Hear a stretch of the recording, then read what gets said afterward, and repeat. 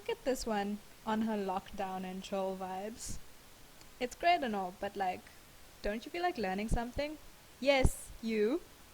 Let's learn about how essential oils can help you on your hair journey.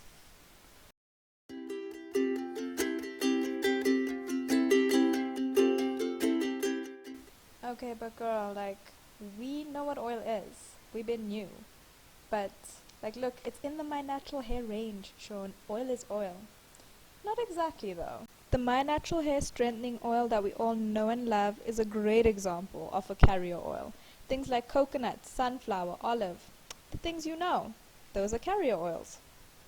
Essential oils, on the other hand, are super potent, which is why they come in these tiny bottles. No, they're not hiding product from you, sis. You just only need a few drops, but you always need to dilute it within a carrier oil or another medium before you can use it to get all these juicy benefits. Okay, so I see at this point you're beginning to feel me, right? But how do you use it? For example, look at this poor soul with dry scalp issues. It's not cute.